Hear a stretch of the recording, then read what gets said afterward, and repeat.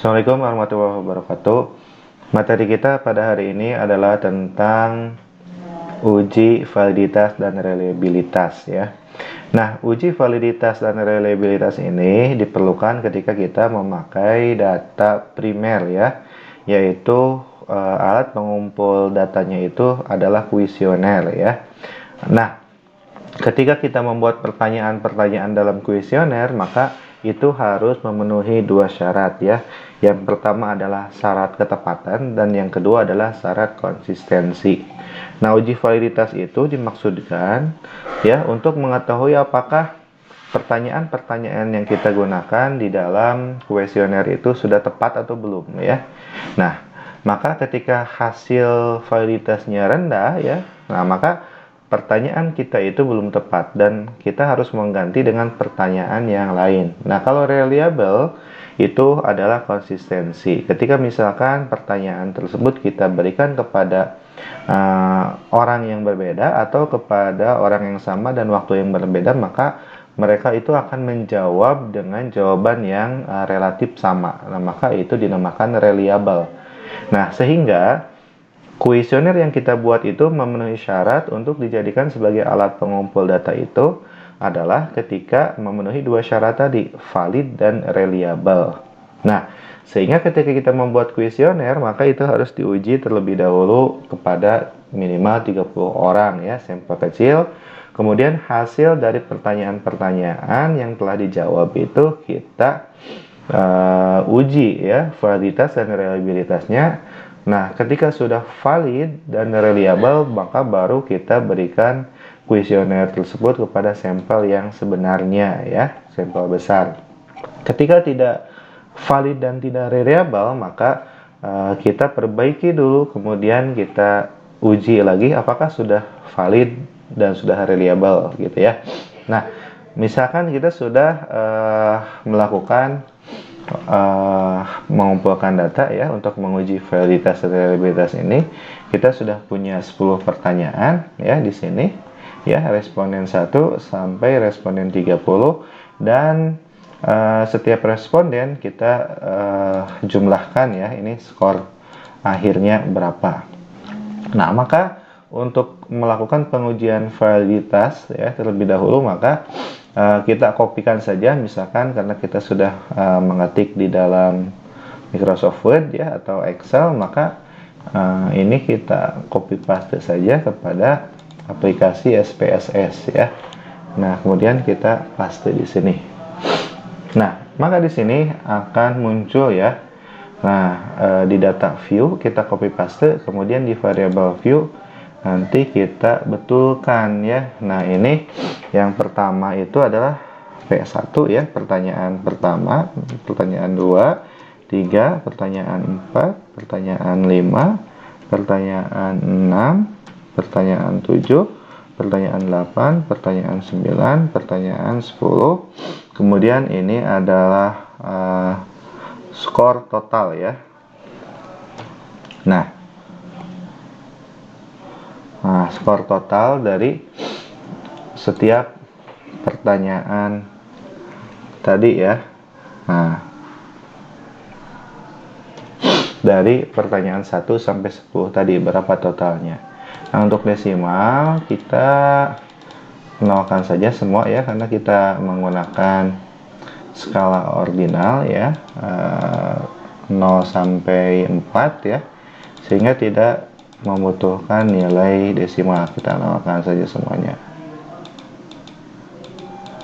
Nah, kalau sudah, maka kita tinggal lihat lagi data view-nya, dan ini adalah data ya, jawaban responden, 30 responden atas 10 pertanyaan yang sudah kita buat, dan ini adalah skor totalnya ya dari masing-masing responden. Nah, maka untuk menguji validitas ya, kita klik ke analyze ya, kemudian kita pilih correlate bivariate ya. Nah, kita masukkan semuanya ini ke dalam kolom variabel ya, dari P1 sampai skor ini ya. Nah, karena ini kita datanya menggunakan data ordinal ya, skala 0 sampai 4, maka yang dipakai itu adalah Spearman ya. Ketika kita memakai datanya interval, maka kita menggunakan bisa person ya. Nah, two-tailed adalah ketika misalkan kita tidak mengetahui ya apakah pengaruhnya positif atau negatif ya, atau apakah hubungannya positif atau negatif. Ketika kita sudah mengetahui misalkan dari teori yang menyatakan hubungannya positif atau hubungannya negatif, maka kita bisa pilih one-tailed ya. Nah, kemudian jangan lupa ini pastikan flag signifikan correlation-nya ini sudah terchecklist ya. Nah, setelah itu kita klik OK dan akan muncul hasilnya. Nah, di dalam uji validitas, maka kita bisa lihat ya, misalkan ini ya, ketika tingkat koefisien korelasi koefisiennya itu misalkan lebih dari 0,6 ya, hubungannya itu lebih dari 0,6, maka itu bisa dikatakan bahwa memiliki hubungan yang kuat ya. Nah, atau misalkan ketika kita menggunakan tingkat kepercayaan 95% atau tingkat kesalahan 5%, maka nilai sig one-tailed-nya ini harus di bawah 0,05. Nah, kita bisa lihat ya di sini dinilai t-score di sini ya, nilai skornya bahwa semua pertanyaan 1 sampai pertanyaan 10 ya, kita bisa lihat bahwa nilai korelasinya itu semuanya di atas 0,6 ya, dan nilai signifikansinya itu di bawah 0,05 ya semuanya, yang menunjukkan bahwa semua pertanyaan yang sudah kita buat ini memiliki tingkat validitas yang tinggi ya. Nah, maka ini bisa digunakan sebagai alat untuk mengumpulkan data dalam penelitian yang akan kita lakukan ya. Nah, yang kedua adalah selain harus menguji validitas, maka kita pun harus menguji reliabilitas. Nah, hanya biasanya ketika datanya sudah valid, maka pasti reliable gitu ya. Ketika datanya tidak valid, maka biasanya juga tidak reliable ya. Nah, untuk menguji reliabilitas, maka kita bisa melakukan klik ke analyze ya. Kemudian kita cari scale ya, kemudian reliability analysis ya. Nah, di sini sama ya. Nah, maka kita masukkan ya semua data yang kita punya itu pun ke dalam tabel reliability-nya ya.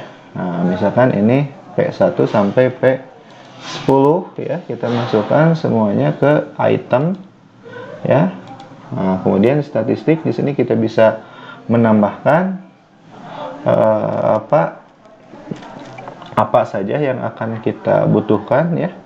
Nah, ini bisa kita klik, misalkan kita butuh item, scale ya, scale item delete, korelasi, misalkan covariance, mean. Nah, ini kalau kita butuhkan maka kita bisa klik, nanti hasilnya akan muncul ya. Nah, kemudian kalau misalkan tidak kita butuhkan, tidak usah kita klik ya. Nah, misalkan kita klik segini saja ya, biar nanti tidak terlalu banyak hasilnya. Nah, pastikan ini modelnya kita menggunakan model alpha ya, kemudian klik OK. Nah, di sini ya yang paling harus kita perhatikan ya adalah di reliability statistik ya. Nah, kalau yang case processing summary ini menunjukkan jumlah data ya. Nah, reliability ya statistik. Nah, sekarang kita lihat ya nilai Cronbach alfanya. Berapa nilai Cronbach alfanya ya? Nah, di sini nilai Cronbach alfanya adalah 0,936 ya. Nah, ini pun nilai yang sangat besar ya. 0,936, maka bisa kita pastikan bahwa data atau 10 pertanyaan yang kita buat selain memiliki tingkat validitas yang tinggi pun memiliki tingkat reliability yang tinggi. Nah, sehingga kita tidak usah merevisi lagi ya, memperbaiki lagi pertanyaan dalam kuesioner kita. Nah, setelah kita uji valid dan reliable, maka itu sudah layak dijadikan sebagai alat pengumpul data di dalam penelitian yang akan kita lakukan. Tetapi ketika hasilnya tidak valid dan tidak reliable, maka kita harus memperbaiki pertanyaan-pertanyaan kita terlebih dahulu. Baik, demikian materi kita pada hari ini tentang validitas dan reliabilitas. Semoga bermanfaat. Assalamualaikum warahmatullahi wabarakatuh.